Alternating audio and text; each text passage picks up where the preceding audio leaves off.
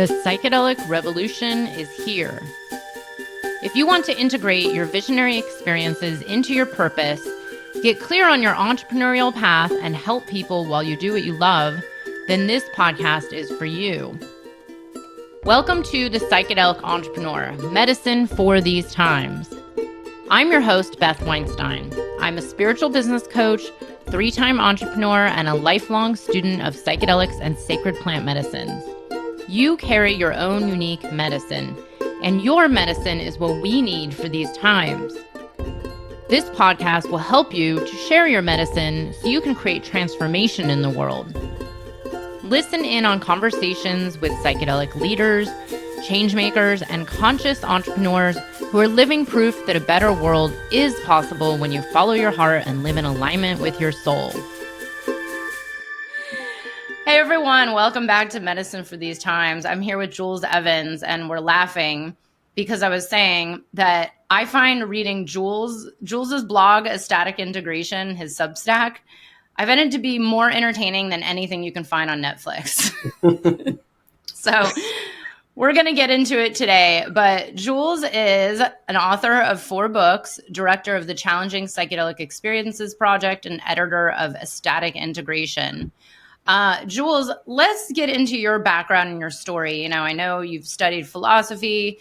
Clearly, you've experimented with psychedelics and been writing books and talking about this kind of the chaos, the Wild West going on in the psychedelic space. But I'm curious to know, how did you find yourself here? When you were going to school to do philosophy, did you know you'd kind of have this career, this kind of sub-career in the psychedelic industry? No way. Absolutely not. I mean, that was unimaginable in the 90s to have a career in psychedelics. The very short version, Beth, and thank you for having me on the podcast, is I was a teenager in the 90s. My most intense phase of psychedelic experimentation was 14 to 18.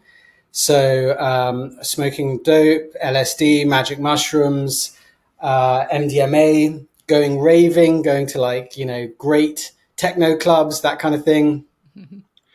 And fun times, but then less fun times. My friends were being affected badly, some of them by psychedelics, some of them weren't affected badly at all.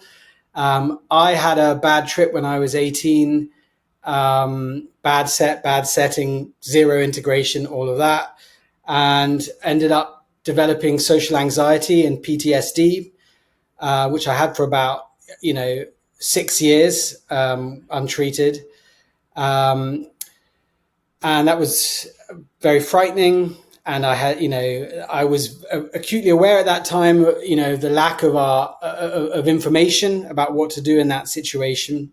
Went to a therapist who said it was just teenage angst. Went to a psychiatrist who said, you got PTSD and I can heal you with 1 session of EMDR. When that didn't work for me, didn't reply to my emails. Finally, aged, I think it was about 24, I did start to get better thanks to cognitive behavioral therapy, a kind of support group for people who had social anxiety. And then I discovered that it came from stoicism, Stoic philosophy, interviewed the founders of CBT, and the first bit of my writing career was my first book was about ancient Greek philosophies and how they influence cognitive behavioral therapy. And I was a big part of this Stoic scene, organized the first ever Stoic gathering for 2,000 years, all this kind of revival of Stoic philosophy, which I don't know if that's crossed your radar, but it's been quite a big thing in the last kind of 10 years or so. My second book was called The Art of Losing Control. And that was basically saying, look, it's not just about rationality and self-control, which is very much the idea of Stoicism. You can also find healing through these ecstatic experiences where you surrender control, non-rational. So that book was really, the argument was we should be more open to ecstatic experiences. Here are some of the ways people find them, including psychedelics. However, they're not always good for you or for your society. There can be difficult or dangerous ecstatic experience. These are Dionysian experiences. The Greek god of ecstasy was Dionysus, And he was not always a friendly, domesticated God. I mean, there was a danger and risk to these experiences. The third project I worked on, I co-edited a book about spiritual emergencies, which are messy, quasi-psychotic, ecstatic experiences.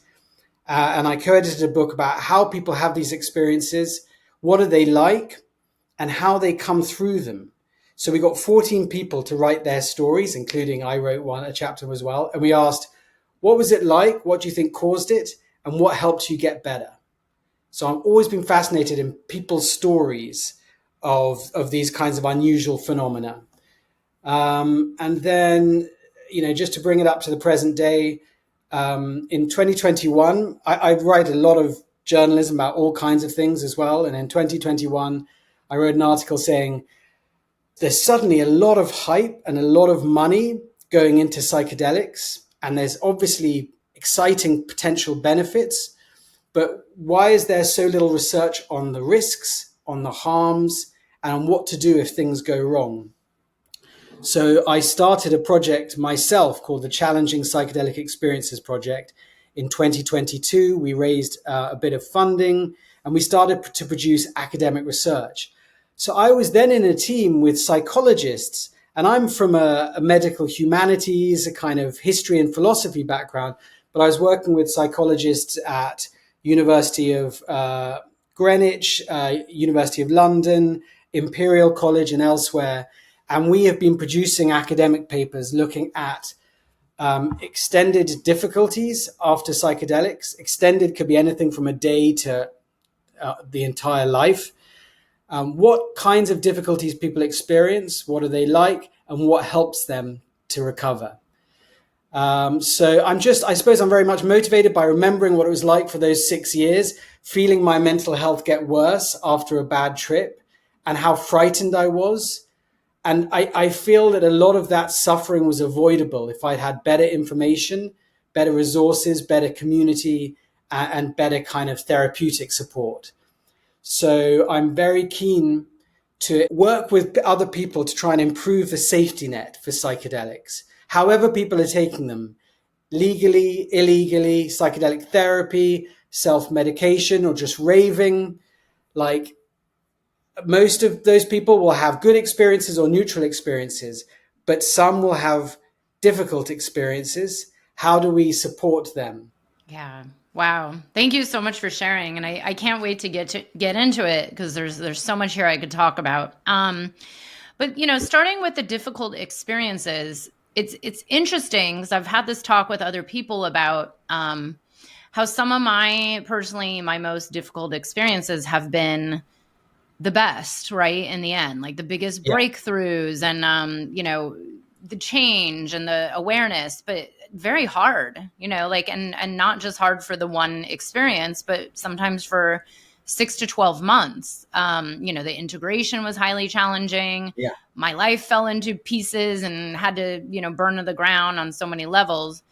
But then, I look back and I'm like, wow, that was the best thing that ever happened. So how do we distinguish what is actually okay versus not okay, and safe versus not safe? And have you found a pattern is it certain people who have a baseline, kind of what we might call like healthy, normal life, mental health? Or is it that people have, they're already like maybe not resourced or already have some pre-existing condition? Like, how do we distinguish what's actually, quote, good versus bad when it comes to these negative or challenging experiences? Well, we don't use the term good or bad, good trip, bad trip. I mean, sometimes I do colloquially, but not in our published literature, because it just depends. And it can depend on the person, whether they experience a symptom as welcome or unwelcome, expected or unexpected. So we use the term just difficulties to try and be as neutral as possible. And you're absolutely right that some people experience challenging trips or extended challenges after trips and still see it as beneficial. The majority of people, even in our studies, say that. But then it's a question of just making sure people are aware of that this isn't necessarily 10 years of therapy in a night and then on Monday you're good. This can be an uncovering of issues rather than a rapid resolution of issues, bringing them to the surface and perhaps creating the opportunity to process them. But people aren't always prepared for that. I mean, they might not be even doing this within a kind of the context of healing. They're just with friends or whatever, not expecting it to suddenly bring, deep issues to light, suddenly to expose cracks in their ego. And even if they are taking it with a healing intention, it can be really scary. It can be overwhelming. Are certain type of people more prone, or certain types of situations more likely to lead to extended difficulties? Yes, in our research, the old things about set and setting is right. Bad, there are, unsafe settings or unconducive settings are more likely to lead to difficult trips, and difficult trips are more likely to lead to difficulties afterwards as well. Particularly, I mean, if people don't, take more than they expected, aren't really prepared, haven't really thought it through, maybe they're quite young, not familiar with psychedelics, maybe it's their first time, these kinds of things. It makes it more likely that it's going to be overwhelming and traumatizing. There's just this feeling like, oh my God, and they panic and they might think, this is never going to end. I'm going to be like this forever. I've broken my brain. And I remember from my experience that those kinds of beliefs on psychedelics, I remember during my difficult trip when I was 18, I had this very strong belief, oh, you've done it now. You've broken your brain. And of course, psychedelics amplify beliefs. So if you believe the universe is a wonderful place and I am loved and safe, wonderful, that's going to be amplified and that's going to ripple out into your life afterwards. But if you strongly believe I've bust my brain, I've done it now, I've blown it, that belief might be imprinted and last for a while. And then that can become a self-fulfilling prophecy. You're carrying that belief through your day, through your life. I've done it. I've broken myself. So that can take a while to heal. And it takes, various things and we're basically trying to work out what helps people deal with these difficulties.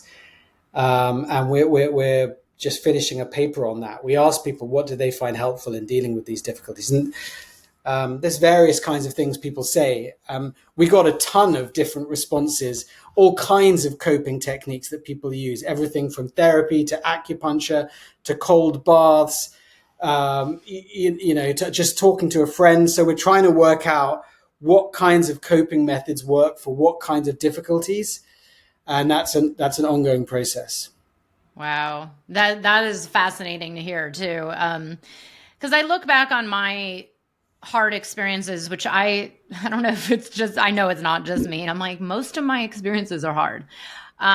But, there's a growth in there, but I also have a lot of resource. I have a somatic therapist who works with medicines, who knows what she's doing, who I've been working with for many years. I have the support system around me because I know if I'm going to step into these challenging experiences, I have to have like a variety of support because I've been there. I've been at that worst case scenario where I came back from a very big experience down in like the jungles of Peru and was, near suicidal within a month, and it's like, wait a second, this is supposed to be life-changing.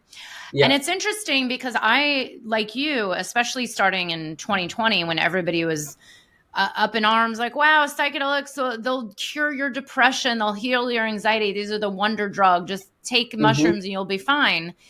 And I kept saying, I was like, wow, our society wants everything in an instant. And there is, especially with all the money pouring into this industry, there is a lot of this. And you recently published something, or I think you've been publishing multiple articles about these research cases around whatever it is. Psilocybin healing depression, and they only really talk about the 10 positive experiences, but what about the 3, the woman who was, got worse from it. And I'm wondering, like, is there a lot of this skewing by the industry? I mean, I'm sure there is, like anything, right? Like any industry that is in capitalism, which is everything. Yeah. It'll all be skewed towards, oh, well, here are the positive stories. But Yeah. like, what percentage would you find is like the truth about, wow, there's miraculous healings versus some people are actually getting worse? Like, is there a 70-30 or? Um, there is a skewing, a positivity bias, and there's all kinds of reasons for that. And as you say, it's pretty standard. I'm just reading a book about the Sackler family at the moment, and back in the '60s, Arthur Sackler, who really kind of was anyway, shouldn't go down this rabbit hole, but I mean, he was in charge of the marketing for Valium. And it was like no side effects, no dependency. This became the best-selling drug in history. And it took years for people to say, I actually think it does lead to dependency. So it's quite normal. It's quite standard that there is a minimization of harms with pharmaceutical products. And there's various issues why that's also the case, particularly with psychedelics, because of the kind of the trauma of what happened to the field in the 70s and the shutdown. And so I think funders and researchers were like, if we talk too much about adverse experiences or side effects, it's going to give prohibitionists an excuse to shut the field down again. There have been cases where people experiencing adverse events in clinical trials, and this can happen, by the way, even under the safest settings, people can have difficulties beyond the trip itself, and they weren't properly reported. And that's nothing new in pharma, but it's worth pointing out, again, so people are prepared, so they have good information and know, sometimes you might get into difficulties afterwards. It's important to write about that just so the field takes it seriously and tries to prepare to support those people. And it's been interesting reading your blog, which, by the way, I really mean it. It's been so fascinating and sometimes sickening. I read one article and I went to a yoga class and I felt literally sick the whole time. Oh, sorry about that. I know, but it's, and it's nothing new. I think it's just reading the details, and also here's where I wonder, because I want to get into some of these stories that have been coming through. Because even as I said to Jules off camera, even me in my position, which is, I'm not holding ceremonies every month or anything, but I have had numerous stories come through over the last few months of, abuse, improper facilitators, even with some indigenous tribes that everybody seems to glorify. It's like, let's get real here. It's happening everywhere. It doesn't matter if it's, the revered tribe from, Brazil or whoever. And these are all firsthand accounts. They're not like through the grapevine. There are people who literally tell the story of what they experienced. And so there's this part of me that's like, oh, why are so many people ruining it for the others? But it's also the human experience, right? Like there's always been abuse, and yesterday's interview, it's like, we said, like, there will be harm, there will be abuse. But so what do we do? Like, do we become, because there's some people out there in this, influencer world saying, we basically need to quit doing psychedelics and quit healing and just quit this. And, like, you're fine, which is kind of the extreme, I think, because there is a demand for healing and we have a major mental health problem. There's people with untreatable depression. They don't know where else to go. Mm-hmm. What do we do? Like, what is the answer? Is there a way to balance all this? Well, I think, not taking psychedelics is a legitimate choice, but it's not really a harm reduction strategy. People are going to do them. We can try and create conditions where abuse is less likely to happen. And if it does happen, it's spotted quicker and there's better accountability. So I believe you're absolutely right that humans taking advantage of other humans is unfortunately perennial and ubiquitous. But I think there are kinds of structures and conditions where abuse is more likely to occur. What would they be? If there is a kind of when people speak up, they're shut down or shamed or silenced in some way. So kind of whistleblowers or victims, like, hey, shut up, you're going to spoil it for everyone. If leaders in the field are overly hero worshipped or guru worshipped or eulogized, and seen as almost these kind of spiritual guru figures who are infallible or divine or things like that, that makes abuse more likely.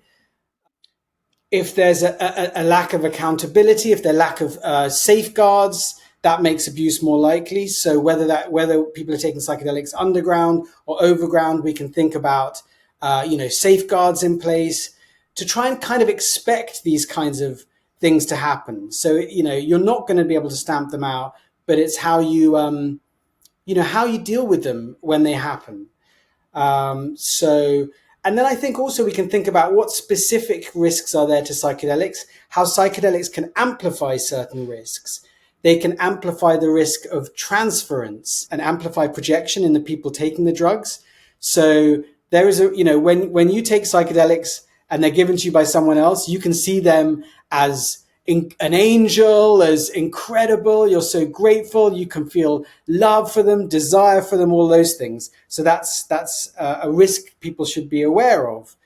And then the person giving you the drugs, they can buy into that and think, I really am incredible and divine and alluring and so sexy and all those things that counter transference. So there needs to be, they need to be educated about that and about the risks of that, because it could ruin their career. And then within communities, it can lead to these kind of cultic dynamics as well, where they become incredibly bonded together, which is wonderful. But there is a risk of conformism, lack of critical thinking, lack of speaking up, because you're so bonded together as a unit. So I don't think people have to stop taking psychedelics. Because these kinds of problems are to some extent just human, but we can have a conversation about it. We can be educated about it. We can call out bad behavior when it happens, and we can try to think about, putting things in place to try and protect against these natural human tendencies. And I feel that the field is underreported at the moment. Like, as you know, like, most of these instances never get reported, or people try to report them and they get shut down legally, or there's too many of these instances. But I suspect that's going to change. I think we're at a moment where this is becoming more of an open conversation in psychedelic culture, which is a sign of the growing maturity of the field, to take a positive spin on it. It doesn't feel like it at the time, but yeah, no, this was going to be my next question, because more and more cases are coming out. What I've experienced, that I actually, as you can probably feel, I have a hard time myself, where someone unloaded abuse onto me recently. Someone who I didn't know literally called me up to tell me what happened to her. And I was like, well, what do I do with this? Yeah. And this, by the way, this is now the fourth person I've heard say the exact thing. Can't afford to lose her business, can't afford to, be canceled or even sued, because of course the people that they want to call out have money and power and resources, and, the victim doesn't. And every case, that's the exact same thing I heard, was like, well, this person might come after me and sue me, and I can't afford that, so I'm just not going to say anything. So instead, they tell people like me, and probably you and other leaders out there. And so then I'm like, well, what do I do? So I've just started talking to some people about, some of these names, but I was like, wow, where do we go? I mean, it used to be symposia, I guess. I don't even know if they're still around. Because I didn't like their approach. I thought they were a little too aggressive. I don't believe in just canceling everybody. I do believe in having kind of mature, open conversations. But then again, if there's ongoing abuse and multiple cases, And here's the thing, I'm only hearing one side too. So how do I even know? And it's been really weird. So what do we like? What is the solution? You mentioned the Shine project. What is it again? I know Shine I've heard of Collective. them. Shine Collective. Yeah, the Shine Collective started. It grew out of a group called the Psychedelic Survivors Group. It's a support group, online support group for victims of psychedelic abuse. It's now run by Erica Siegel. It's growing, and I think that's probably a good place. Though you can imagine it's hard. It's hard work as well. Erica's now hearing all these stories and holding that. I guess people who've gone through that, they have various. We need to work out as a field what are the steps, what are the possible options for people who feel like they've been wronged and harmed and perhaps abused. And there are various things they can do. They can try to mediate with that person, and that sometimes is sufficient. They have an agreement, and the person, they feel like the person recognizes, okay, I messed up here. I'm sorry. They can, if they're licensed, they can make a complaint to their license board, and that's happened. I mean, that's what happened with people like Francoise Bozat. And sometimes people lose their licenses, but they still kind of continue operating in the underground.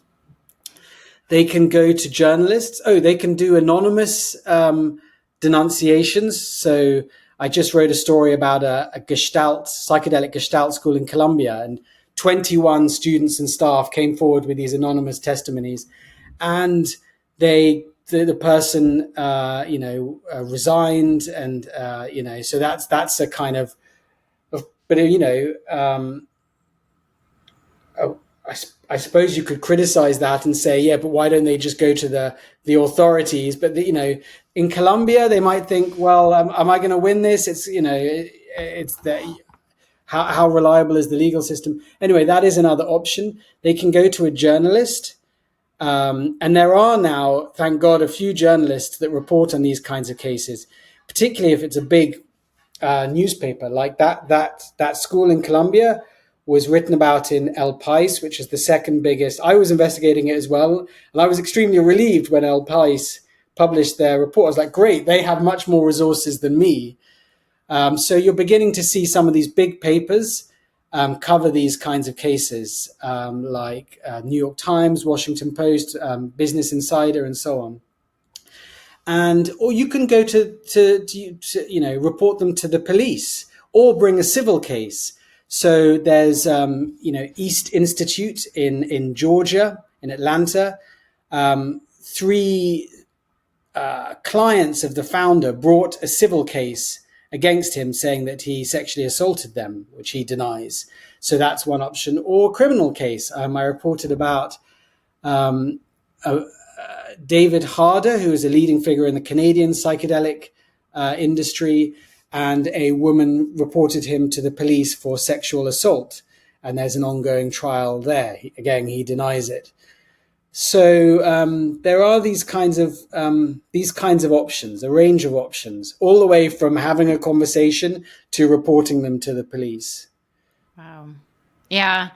And that's where, I would like to, the people that have called me, I've encouraged them to take some of these routes, at least anonymously, because everybody has this fear of losing their own livelihood or their own name or their own reputation. Yeah. Because, let's face it, it is just an accusation. And, as you just said, a lot of these people deny it and there's no proof. Yeah. And then it's illegal. It's not regulated. It's underground. I mean, the one that I recently heard was like, guy in New York who facilitates underground MDMA, who's been doing it, many years that I know, poured a bath and like jumped into the bathtub with the woman and, and supposedly he does this with other people. And then it's like, well, how do you prove any of this? Yeah.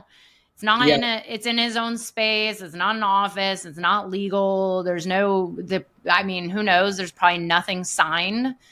Yeah. Yes, so you're in this person's space taking drugs with them. They're not a licensed therapist. I think this is one of the risks of the underground. And there's so many incredible practitioners who've learned so much over decades, but it is a risk. They're not licensed. They can't lose their license.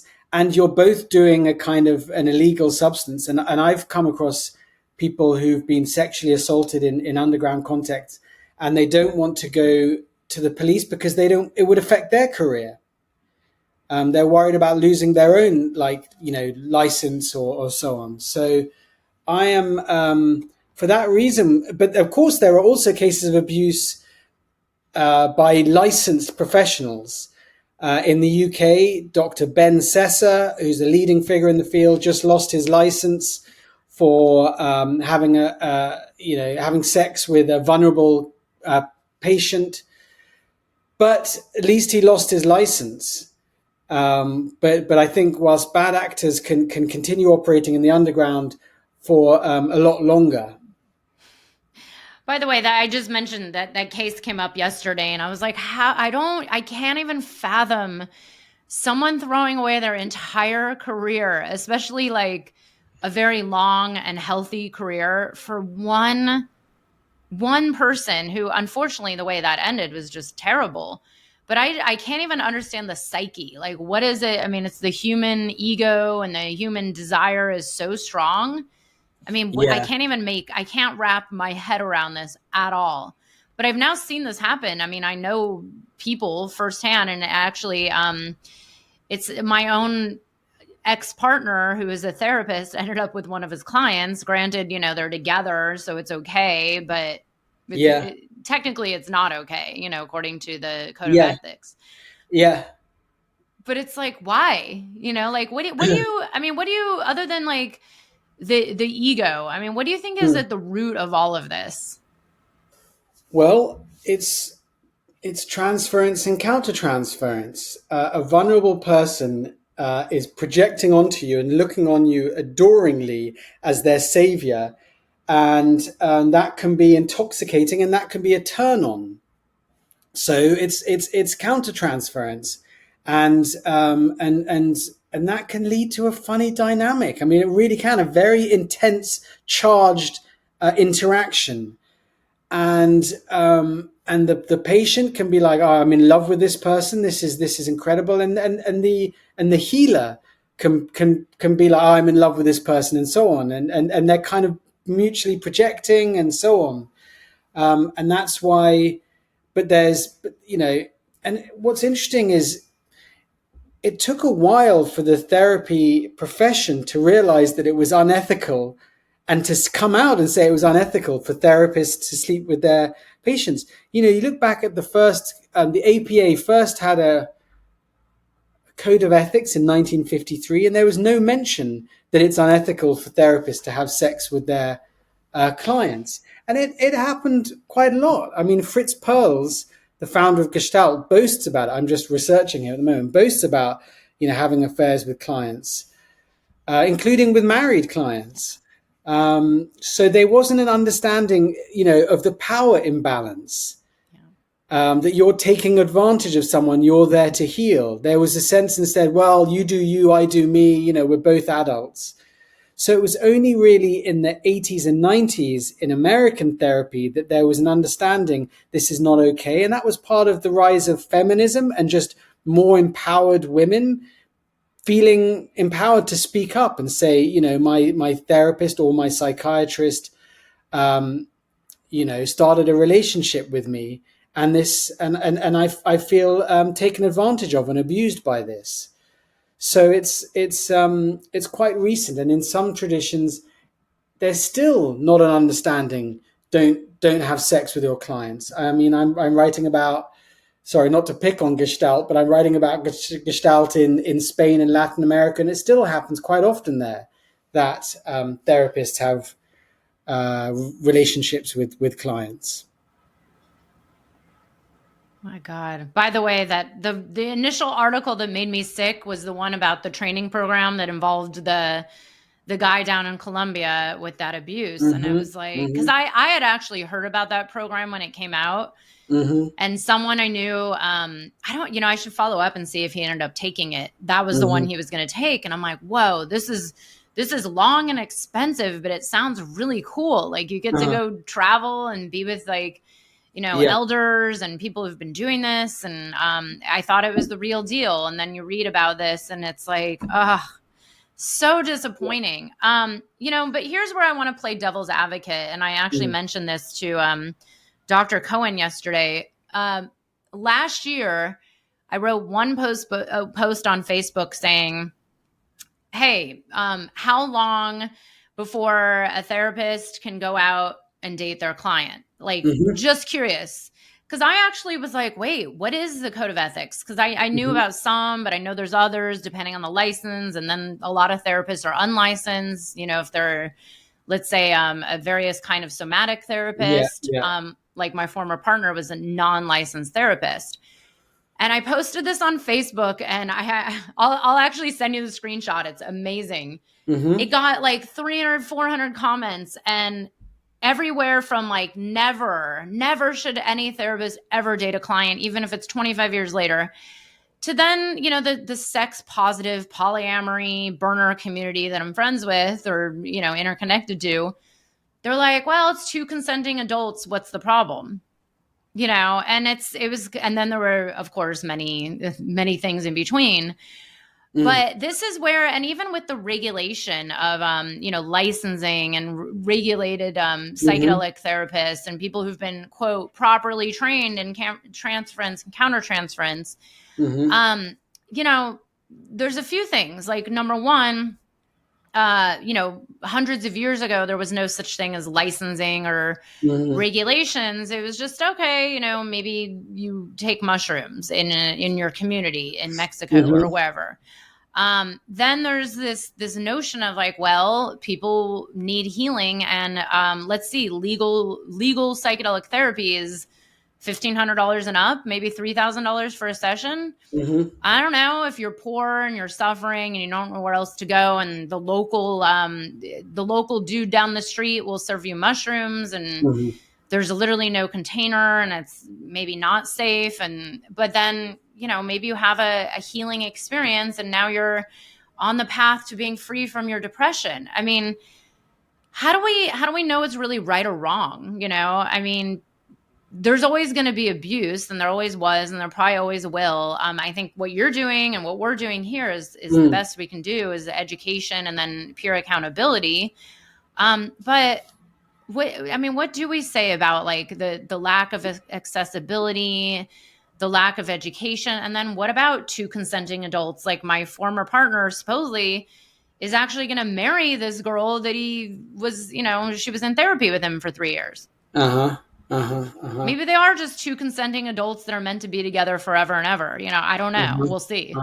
We'll see. Yeah. I think there are power imbalance. There are reasons why it's unethical for a teacher to have a relationship with their student, for a therapist to have a relationship with their client, because of power imbalances, because you are there for one particular role, which is to teach them or to help them heal, and they're making themselves vulnerable, particularly as a therapist client. And so my feeling would be never.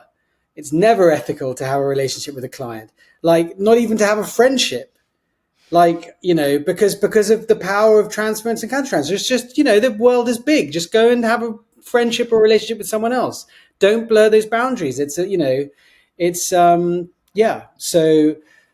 that would be my sense. But there is a debate about this, and you'll know it better than me, Beth, as a therapist. I believe the APA says a 2-year rule. It's kind of bizarre, right? It's like, how quickly do you call someone after a date or something like? But they have a 2-year rule. But I'm not sure. Maybe others have a never rule, and then some don't have any rule at all. Gestalt says, never commit sexual abuse, but that implies what? Well, sometimes they can decide that sex is in their own benefits. And often when it's presented as, this is for your healing, this is for your own good. And that's how rapist shamans present it. I'm writing about a cult at the moment in Peru, and the shaman has been raping people for over a decade, and it's like, this is part of what a lucky you get to have sex with me, and this is going to help you and heal you and help your growth. It's what, and this is why there's such a debate over healing touch. I can understand to hold someone's hand or to put an arm on their shoulder could be really supportive. If you're talking though about like sexual touch, then I think you need to be upfront about that, very clear beforehand. This is what I do. We're gonna take drugs and we're gonna have sex, and then okay, if you're two consenting adults, go for it. But I mean, it's extremely risky that the potential of abuse, or that someone might then come away and think that wasn't okay. But at the very least, be upfront, well beforehand. This is what I do, and that would not be rightly not acceptable in any form of professional therapy. So that would be some kind of wild, underground modality. But yeah, and I don't think that would have a place in mainstream therapy. Not to mention mainstream psychedelic therapy, but I understand that kind of stuff happens in Burning Man. I just don't know. Is it healing? If people think, okay, look, we've got this, this modality, it works. Well, then I would say, well, follow outcomes. How do people feel a year later or 3 years later? For any kind of healing modality, I think that, this is part of doing it ethically, is trying to keep track of outcomes. Is it helping or is it harming? And an awful lot of healing schools and therapy schools don't make that effort.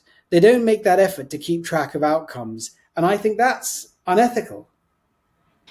That's a very good point, is actually to actually do the research on the outcomes.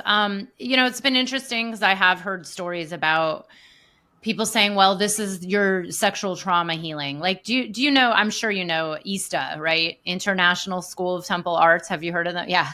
Yeah.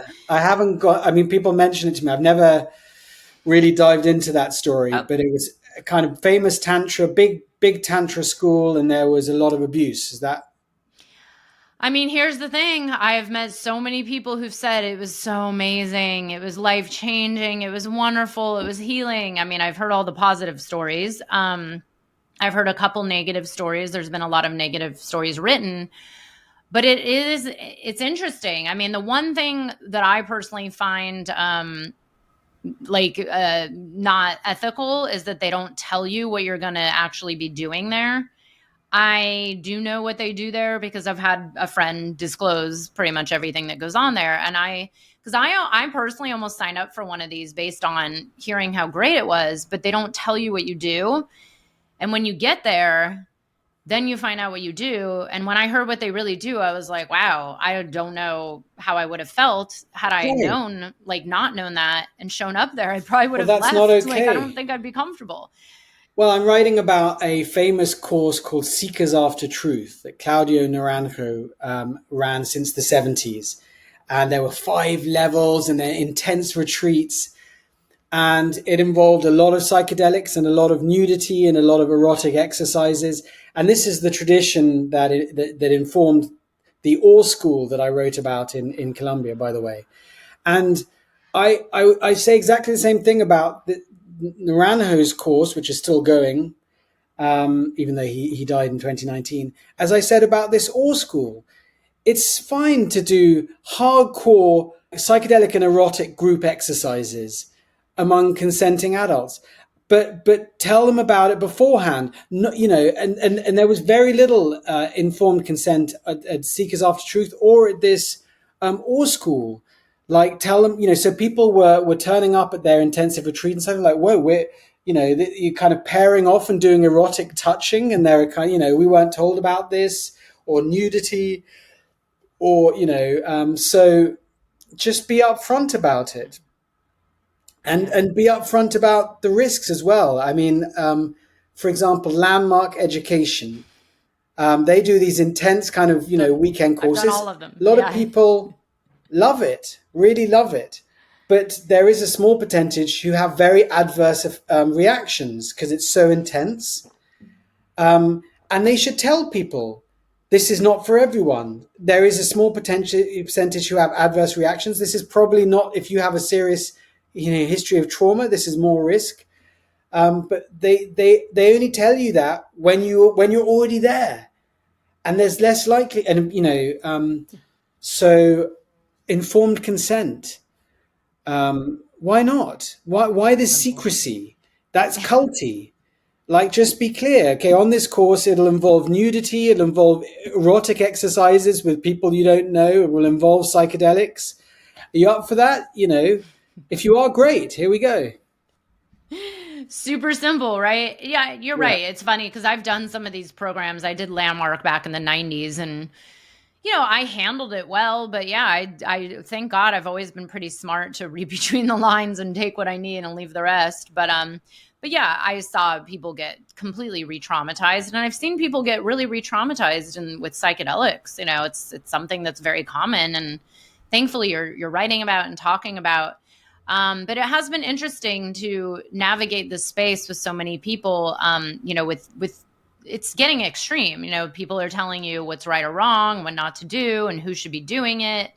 And there's always this argument of like, well, what I always say is like, how many of us have been to really bad doctors that have been practicing medicine for 30 years, like, or a surgeon who botched my mom's back surgery, who's 65 years old. Well, let's see, licensing, experience, education doesn't necessarily mean good. So maybe the person who's only had 1 year of facilitating medicine space, maybe they are amazing. I don't know. I mean, who's to say? But I think, having these conversations, being discerning, and creating, the spaces to go somewhere and at least be able to report them without fear. But I want to ask you some things about what do you think of what's happening with this whole psychedelic industry? Do you think there's like, is it going at all in the right direction? Like, do you think this is a positive, growth, the interest, the money going in, the venture capital? I mean, right now, maybe it's kind of softening a little. I think the kind of craze reached a little bit of a peak, and maybe now it's weeding some people out. But do you think this is like generally for the greater good of all? Like, do you think there's going to be a mass healing happening on planet Earth over the next 20, 30, 40 years? I'm not sure. I'm agnostic. I'm just not sure. I think there are inflated claims. Like, I don't think that psychedelic drugs are going to lead to a net zero trauma world by 2070. Right. I don't. Yeah. Psychedelics are interesting, but I don't think they're necessarily going to be, that different to other drugs. Which is, they're going to help some people, but they're going to have some, some side effects as well, and some bad effects too. I'm all for research, and I'm all for potentially new treatments that help people when other things don't. So in that sense, I don't, though I sometimes have a kind of critical voice, I don't want to stand in the way of, people getting treatments when they're desperate, and potentially new treatments are arising. So in that sense, I try to kind of, be balanced and open to the possibility that these really could be new medicines that help a lot of people. I do have concerns about the kind of mass rollout of psychedelics, because there's how they're done, in really good retreats or in really good clinical trials, and then what, if they're done not very well or badly, then the harm gets amplified with psychedelics. So I wrote about a clinical trial, and there were, it was done in a tiny little room without windows in a strip mall, and they had to lie on just a couch. And the team, were not very empathetic, who were facilitating it. And they were like, we're not here to guide you. We're just here to minimize harm. That's what they said, or something. There was no real follow-up afterwards. And two participants out of about 25 or something got seriously harmed for years. And one of them is now trying to apply to the assisted suicide program in Canada. I worry about substandard psychedelic care because that's worse than no psychedelic care, because you're going to amplify harm, make people worse. And then, I mean, then there are other issues as well, like where I just don't know, like where I'm just agnostic. Like, I don't know if you come across people who like, like, I don't exactly know what psychedelics do. I don't know whether there is, spirit realms, whether they open us to spirit realms in ways that are healing or possibly harmful. Like, I don't know. And I'm not sure anyone knows. That's certainly what indigenous traditions believe. And if that's the case, that's how do you prepare people for that? So that's but I try to be pragmatic and think, okay, if these are being rolled out, then how do we build a good safety net to minimize harm? So that's I assume that the psychedelic industry is going to grow and become normalized, and so I try to think, if that's the case, then how do we develop a good safety net? Yeah, and that's key. I mean, who knows? It's one of those things, like, we don't know the future. We don't know what's real, what's not real. And keeping people educated and safe. Last two questions for you, because I know you have to run. Do you still do psychedelics once in a while? I last did them a few years ago at an ayahuasca retreat in Peru. And so that was when I was writing The Art of Losing Control. It was just afterwards, and I was exploring every kind of ecstatic practice. Like, it was a very, ecstatic orientated phase of my life. I'm in a slightly different phase now. And I think I am one of the personality types that is more prone to have difficult experiences, like trauma history, loved one, with mental health diagnosis, mental illness diagnosis. So I have to be particularly careful. And probably the next time I try an ecstatic practice, I probably will be more like a holotropic breathwork type thing. So I am fascinated by that world still, but I realize I personally have to be a little cautious with them. Oh, that's good. Good. And then tell us, what do you have coming up? What's in the works for you? I know you have your blog, your Substack, you're teaching here and there. Yeah. What's coming up for you in the next 6 to 12 months? I'm curious.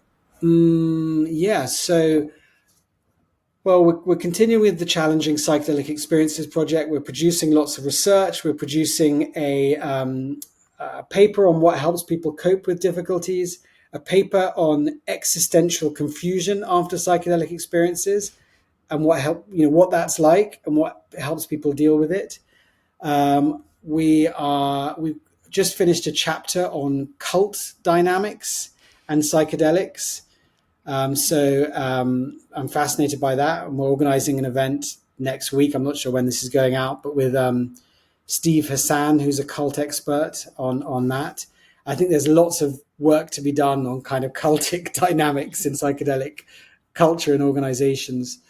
And then I'm trying to begin to work with training programs to try and educate and work with therapists and psychiatrists within psychedelic culture and outside of psychedelic culture about the kinds of difficulties people sometimes experience and what helps them to deal with those difficulties. And really, the goal for the next year is to try and think about, how do we improve the psychedelic safety net? What should be the priorities, and what should we work on? So whether that be online support groups, training, public education.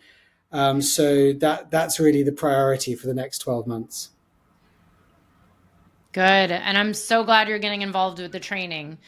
And I think, speak up more. It's fascinating what you're writing about. It's kind of sickening at some points, but I think, the more we tell these stories, the more awareness that people can have and start to make good decisions or maybe not good decisions and just be informed. So thank you so much for the work that you're doing. I can't wait. I actually was like, Jules should turn one of these into a Netflix series.